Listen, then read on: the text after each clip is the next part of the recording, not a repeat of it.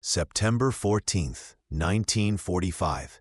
4 months after Germany's surrender, Camp 91 sits in the Bavarian hills outside Regensburg, holding 8,000 men who stopped being soldiers but haven't quite become civilians. Major Samuel Larkin stands in the quartermaster's office, staring at a stack of forms that could either calm a powder keg or light it. The paper smells like mimeograph ink and institutional coffee. His orders are clear but borderline insane. Let the prisoners write home without censorship. No reading, no redacting, just a rubber stamp that says the letter was examined when it actually wasn't. The directive comes from Washington, wrapped in phrases like democratic re-education and humanitarian standards. Larkin's been in the Army long enough to know that noble ideas collide hard with reality. And reality, in September 1945, is 8,000 German soldiers who haven't seen their families in years, who know their cities are rubble, who've been told for a decade that Americans are barbarians. Now he's supposed to hand them pens and trust them. Samuel Larkin didn't plan to be here.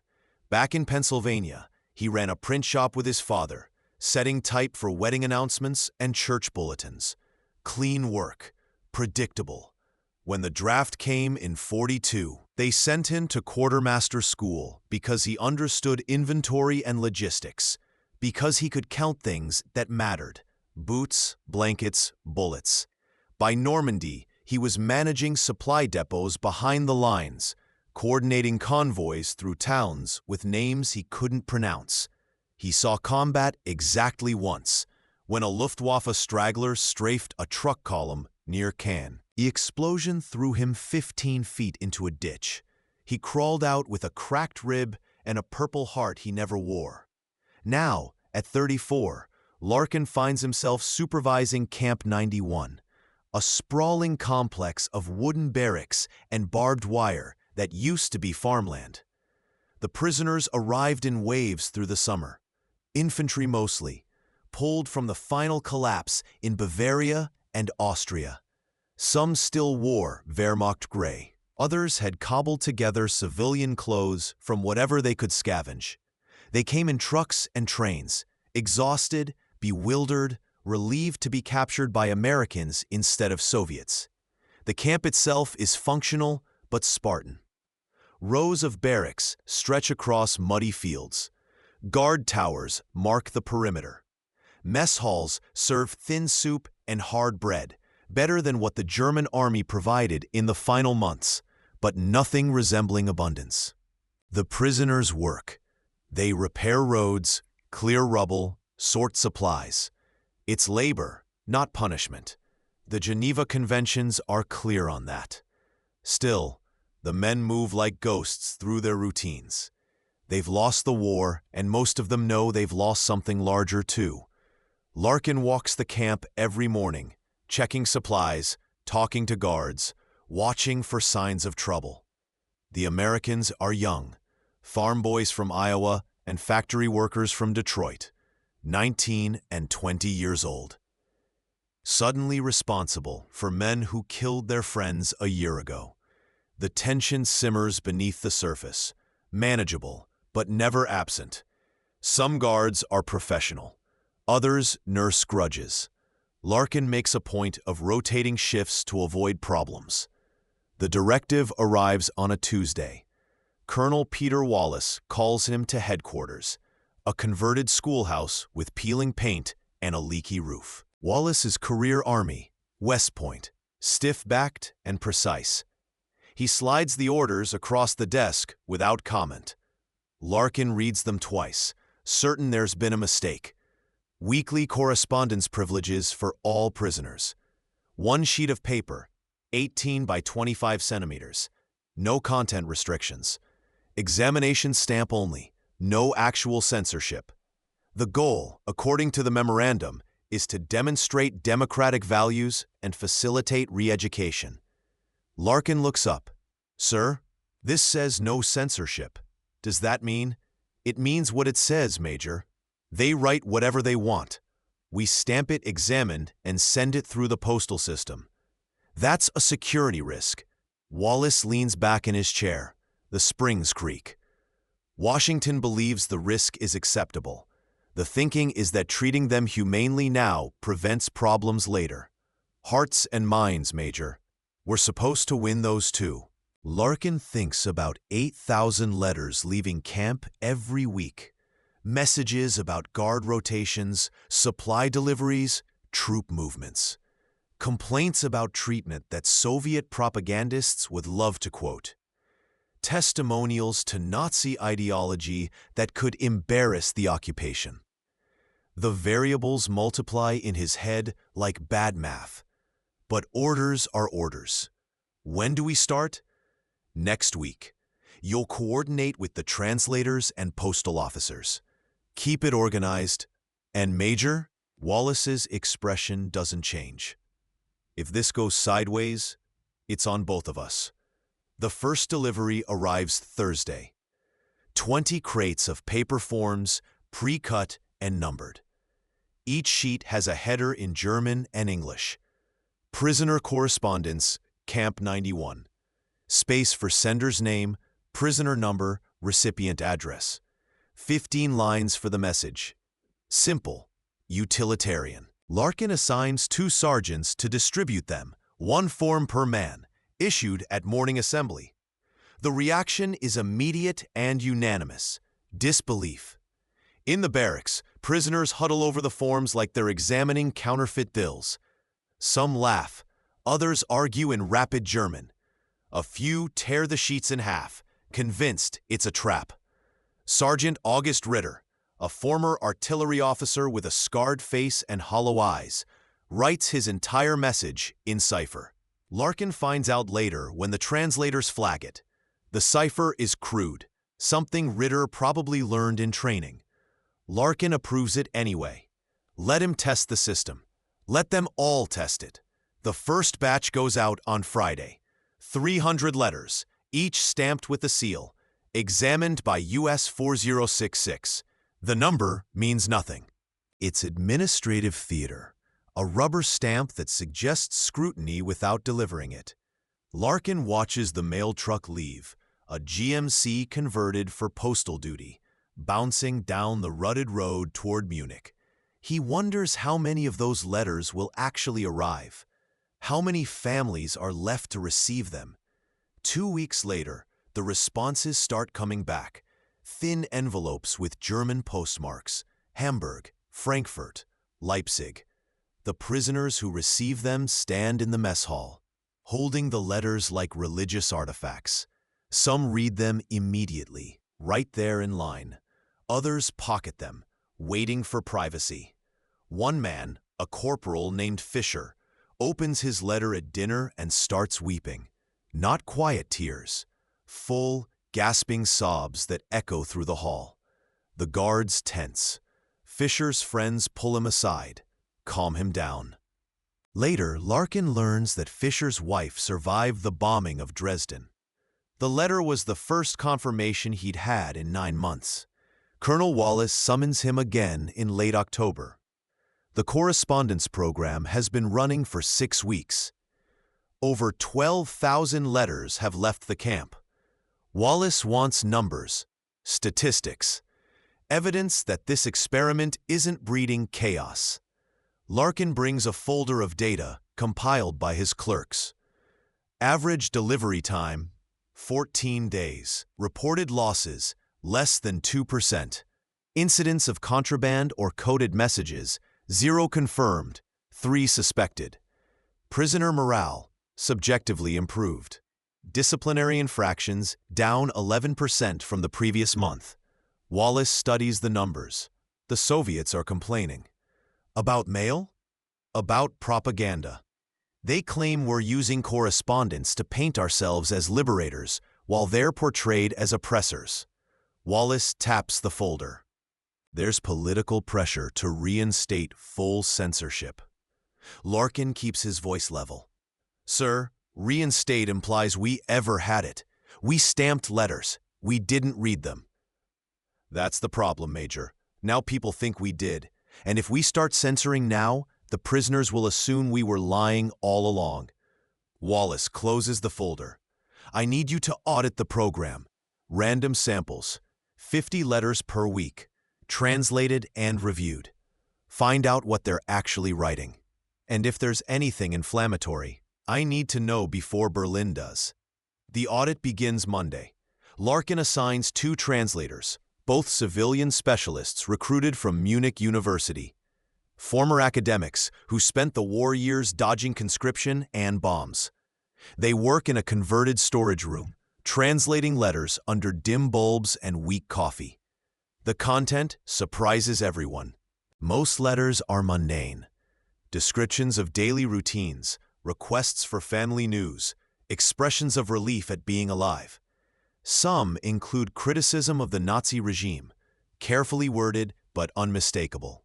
A few justify the war or defend Hitler, but those are rare.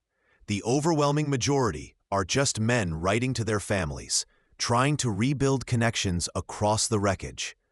Larkin compiles the findings into a report. Out of 200 sampled letters, only 11 contain material that might be considered problematic. References to guard schedules, complaints about food quality, vague mentions of camp layout.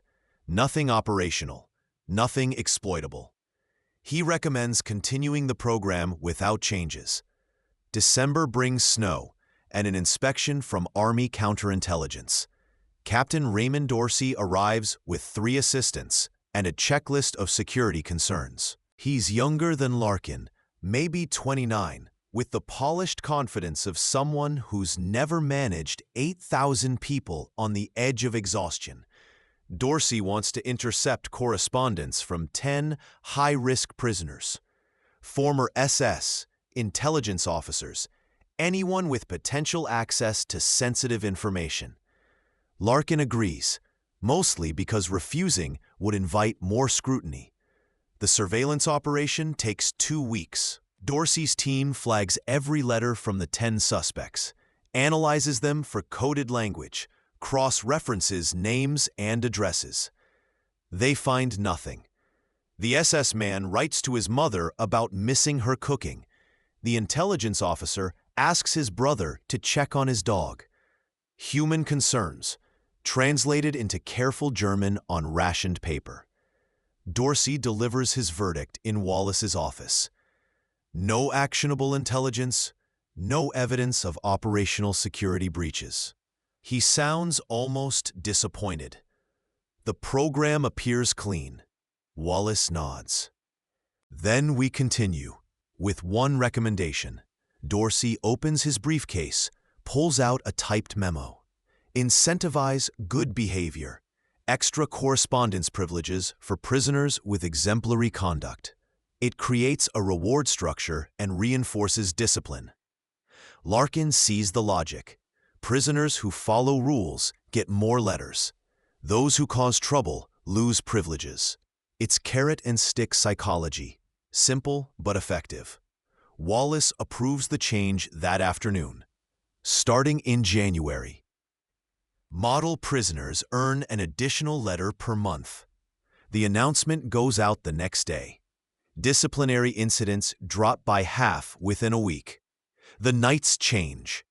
Before the correspondence program, the barracks hummed with low conversation, arguments, rumors passed from bunk to bunk. Now the evenings fall silent, except for the scratch of pens on paper. Men write by flashlight, hunched over makeshift desks. Some compose letters slowly, crossing out words and rewriting sentences. Others fill their sheets quickly, as if afraid the privilege will be revoked before they finish. The guards notice. Sergeant Marcus Webb, a kid from Tennessee who barely speaks German, tells Larkin it's eerie. They're so quiet now, like they're in church or something. The comparison sticks. Writing becomes ritual. Men line up at the supply desk for paper and envelopes. They trade tips on phrasing, help each other spell addresses. Illiterate prisoners dictate letters to educated ones, who write them out in careful script. The process builds small communities within the barracks, shared vulnerability, trust formed through something as simple as passing a pen. Camp chaplain Lieutenant James Carter sees it differently.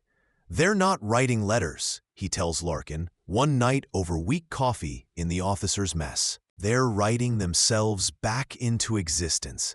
The war unmade them. The letters are making them human again." Larkin thinks about that while reviewing the supply logs. 31,000 sheets of paper distributed, 400 liters of ink consumed, 12 man-hours per 1,000 letters processed. The numbers tell one story. Carter's observation tells another. Both are true. The crisis breaks in January 1946. A local newspaper in Regensburg publishes excerpts from letters received by German families. The tone is overwhelmingly positive. Prisoners praising American fairness, describing adequate food and humane treatment, expressing hope for the future. The article is well-intentioned but catastrophically timed. The Soviets file a formal protest. Propaganda masquerading as humanitarian policy.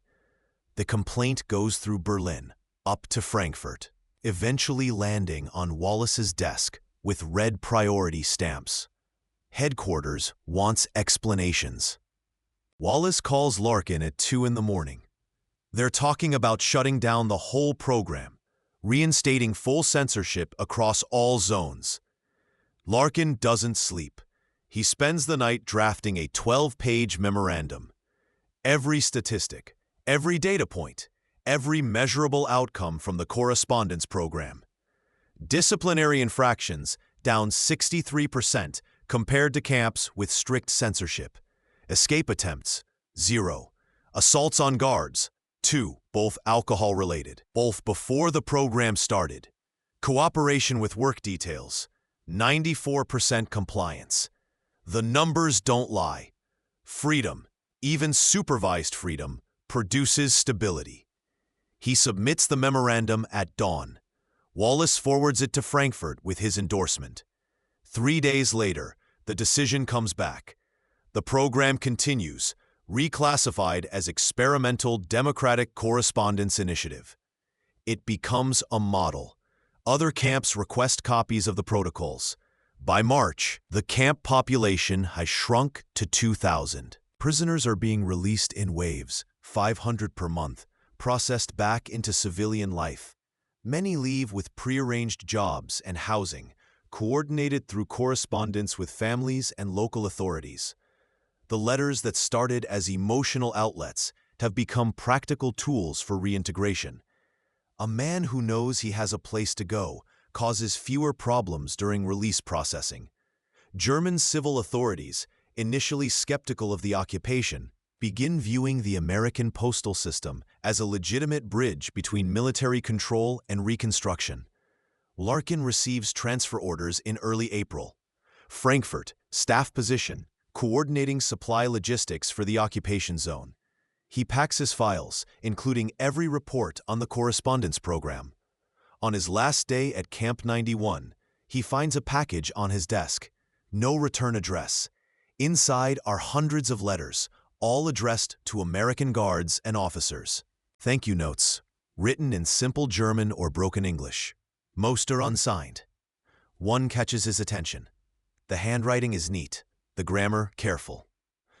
"I never believed the enemy would let me write freely. When my wife answered, I understood the war was truly over." He folds the letter carefully and puts it in his pocket.